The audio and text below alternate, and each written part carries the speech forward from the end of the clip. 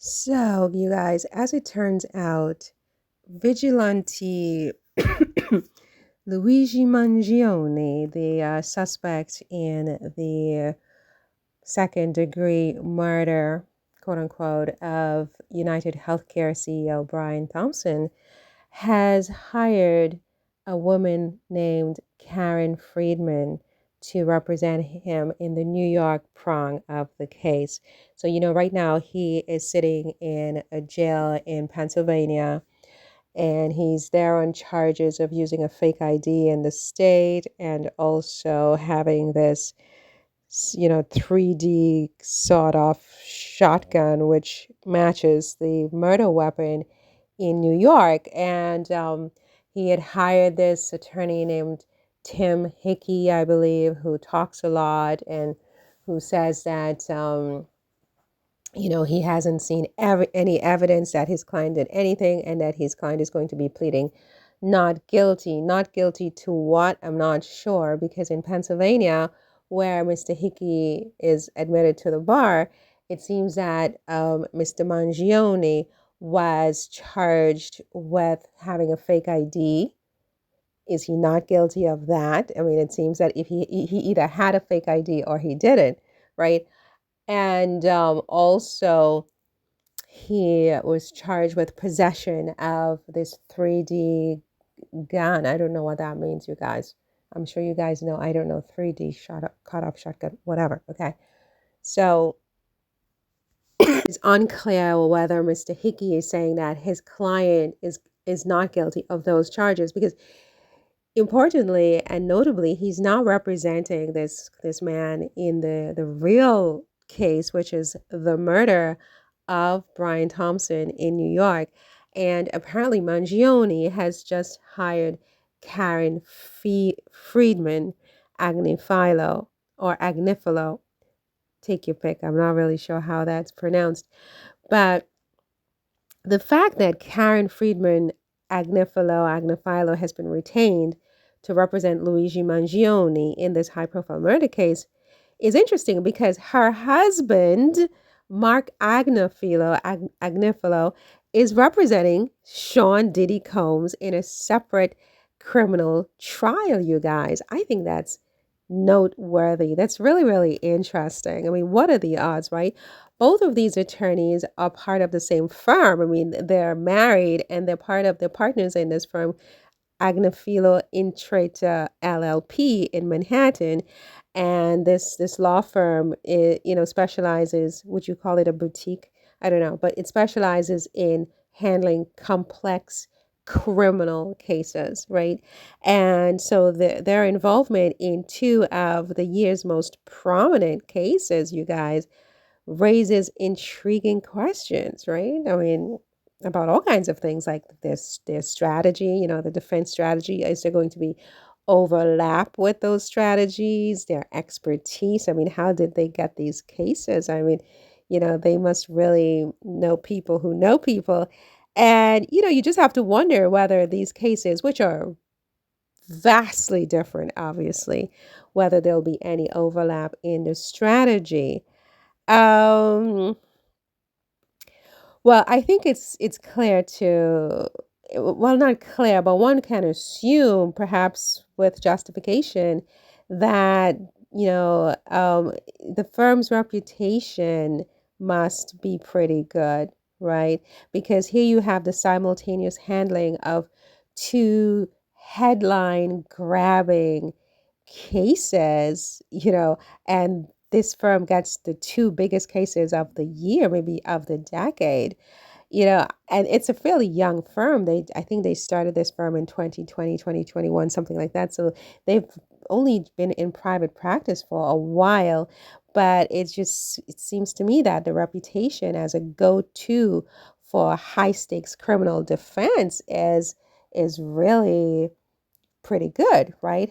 Now, Karen Friedman Agnifilo, the wife, who has just been retained to represent Mr. Mangione, she has a background as a former Manhattan Chief Assistant DA, right? So this adds a layer, I think, of prosecutorial insight into her defense work, because she used to be on the other side. So she knows how these prosecutors think, which is important.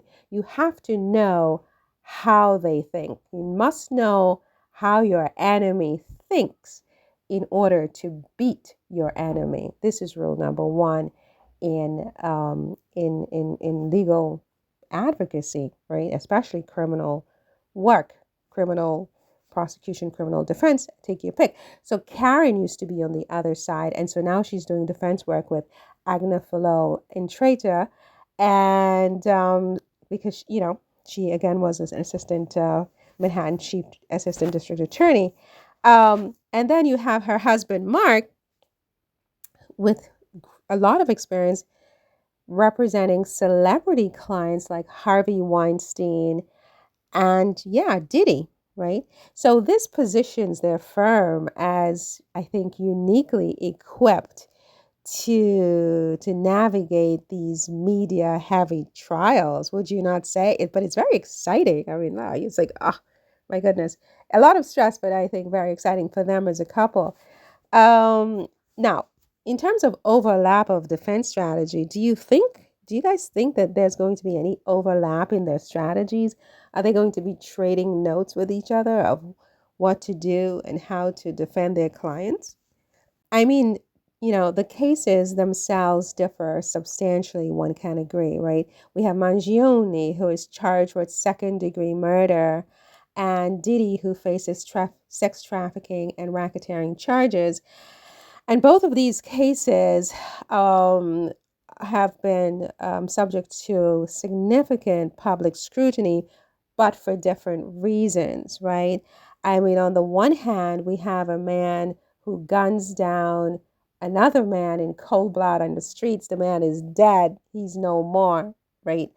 And the public is just staunchly behind this particular man, right? They don't want him going to jail. They have, set up a legal fund that's raised almost $100,000 for his defense, right? And then on the other hand, you have a man who is accused of sex trafficking and racketeering, and people basically, at a minimum, want him locked up for the rest of his life and throw away the key, or maybe even killed, if they can get away with it. I don't think that they can get away with, the death penalty for something like this, but I don't really know. But to have the same firm and a husband and wife team sort of handling these two extremes is really fascinating. I don't know if it's ever even happened. The firm, they may draw on shared strategies for sure, I think, for managing high profile stories like this, and juror perceptions, because that's going to be a huge part of what they need to do, is managing, potential juror perceptions. But is there any direct legal overlap in these two cases? I think they're very sort of parallel in a way, in that they really don't have a huge amount of ways they intersect. So it's really just that, it's a husband and wife team that's representing Diddy and Mangione in the same law firm, which is really interesting. Any conflicts of interest? I don't think there is any conflict of interest here, because I think that question would only be relevant if either case implicates the same network or the same individuals, which I don't think is the case here. I think it's more a case of public perception and how to manage public perception in the two cases. Both cases involve polarizing figures for sure. We have Mangione, who is like a cult like vigilante, and he's got this following, like I said, where people have raised up to nearly $100,000 for his defense, while no one's raised a dime for Diddy. The one is, for a lot of people, he beat his girlfriend. He beat up his girlfriend in a hotel room, in a hotel hallway. And this is something that for a lot of people is beyond the pale. I mean, you just can't, beat up on a woman in this way. So there's absolutely no sympathy for Diddy. No one's raised any money for him. People just want him thrown away. He's the devil. He's the scum of the earth, and so on. Just throw away the key, put him away. I mean, it's like ew, right? And then on the other hand, you have this guy who guns down a man in cold blood. The man is like dead, right? Dead, dead, dead. I repeat, dead. And so public perception is that this man is a hero because he has rid the world of someone who, potentially was robbing the public and not sort of helping them when they're at their most vulnerable, when they need health insurance. So it's very, very interesting, right? And so exploring how the Agnifilo Intrater firm addresses public opinion in these cases will be very interesting to observe over time. You know what I'm saying? Because it's like the polar opposites that they're dealing with here. And it's very, very interesting, especially when you consider in one case, a man is dead. And in the other case, the woman is not only alive, she's alive and kicking, she's alive and thriving.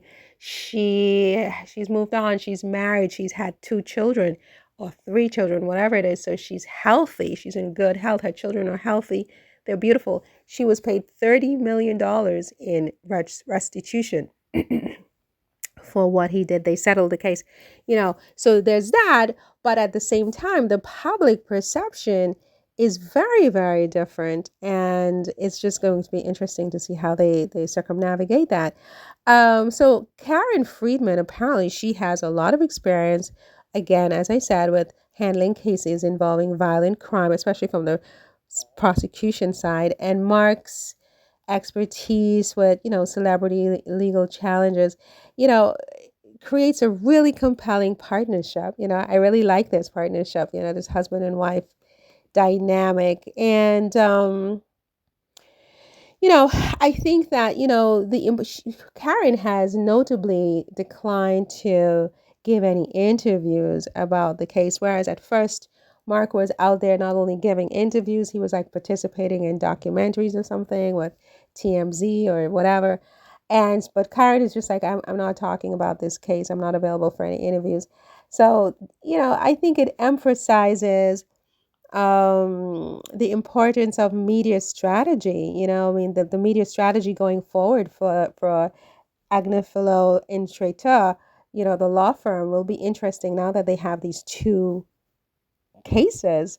And I think it's an interesting moment, to analyze how law firms in general handle multiple high-profile clients without compromising on quality or ethical obligations. Because, I mean, are they going to be giving both cases equal amount of time and resources and effort, right? Because clearly one case is going to be easier than the other one. I think it's going to be much easier for Karen Friedman Agnifilo to win, in front of a jury than it's going to be for her husband, Marc, right? It's easier to get this young man, Mr. Mangione, off on murder charges, right? Just get him off. He was crazy. You plead mental health, insanity, defense, and he's going to walk. I'm almost 100% sure, right? I would say I'm like 90% sure that he's going to walk, and it's a question mark because, is it the right thing? Because okay, maybe he's crazy, maybe he isn't crazy. I think the case so far, the evidence that has been presented so far, suggests to me that there was some degree of premeditation, right? And premeditation in a way that appears very reasoned and not sort of crazy, if you will. So if we have a situation where there's public perception that sort of leads to, the retaining of this particular attorney whose expertise is in using mental health as a defense, and she is able to successfully get him off, and the public will be happy, is it the right thing? Because you've put someone back into the streets who, I mean, using an insanity defense when in fact he may not really be insane. He may not be insane. It's just a defense, right? And so you put this person back onto the streets, and what do we have? I mean, I don't really know. I don't know. I mean, he could be crazy. He could be crazy, but my sense is that he probably isn't crazy. But, look, we'll have to wait and see what the evidence shows. On the other hand, you have Diddy, Marc Agnifilo, who, he has a much more difficult case than his wife does, convincing a jury after this very explosive video that was unleashed by CNN. Was it CNN or CBS? I think it was CNN, showing Diddy beating Cassie in that hallway that was just so explosive, so inflammatory. People just can't unsee it. People were just like, oh my God. And, they want him thrown in jail and throw away the key. And some may even want him to get the electric chair for it. And so you just have to wonder. And so let's say they do that. They put this man in the electric chair, and it turns out that, okay, he did beat his girlfriend, but that's really the extent of it. I mean, he's a domestic abuser. He did something wrong with that, and he had done it more than once, but he's not a racketeer, and he didn't sex traffic anyone. Let's say all of that turns out to be true, but this man gets the electric chair, and then the other man who gets the insanity defense is not really insane, right? And he walks free. What do we have here? I mean, it's just a question, just playing devil's advocate. But yeah, so now you have this, just to wrap this up a little bit with the Agnifilo case. They're handling multiple high-profile clients. I would imagine that for a law firm, that might be something that could be an issue, how to allocate resources, how to manage media, how to ethical questions that may arise, such as conflict of interest. I mean, I don't know if that's even relevant here, but and public perception, spillover of the case. They have a lot of different things that they have to worry about, and I think that they would have to try to ensure that both cases receive the necessary resources, from legal research to courtroom preparation and so forth. And I'm sure they have the manpower to deal with that. I think there's always a risk of spreading it too thin, however, right? And they would have to really work at preserving the quality of their defense strategies with these two very high-profile cases. I also think that where media management is concerned, both cases are subject to intense public and media scrutiny, obviously, and each requires carefully tailored and specific public relations strategies, because you may not want to deal with both cases in the same way in the media, perhaps. I mean, I don't know. Statements made in the press, for example, for one case could inadvertently impact perceptions of the other case, right? So, for example, we have Karen handling Mangione's cult-like vigilante status, and I think this would require sort of a different approach than her husband Marc's defense of Diddy, who again faces charges of systemic abuse in the rap industry. Rap has its own sort of persona, and how you handle both is very different. And the people who are most interested in one case might be very different from the types of people / potential juror pool of the other, if you know what I mean, right? Now, ethical considerations, I would say that, I mean, I don't know that there's a potential for a lot of conflict of interest here. Karen and Marc, they're handling separate cases, and these cases are very different.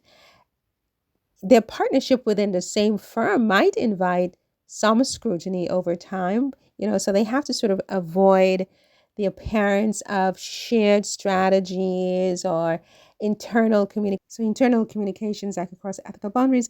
But listen, I'm going on and on. This is getting to be too long a video. I just think that it's very, very interesting that this husband and wife team have, gotten themselves hired to represent two of the most high-profile defendants of the decade, you guys. And it will be interesting to watch. And I think the moment underscores the necessity for, firms like Agnifilo Intrater LLP to establish certain strict internal boundaries, to leverage diverse legal talent, and to use, different strategies to deliver exceptional representation while maintaining their reputation for excellence, which they obviously have. I think it's a rare and fascinating glimpse into how a boutique firm can simultaneously defend vastly different high profile clients and at the same time cement their status as a powerhouse in criminal law in New York, you guys.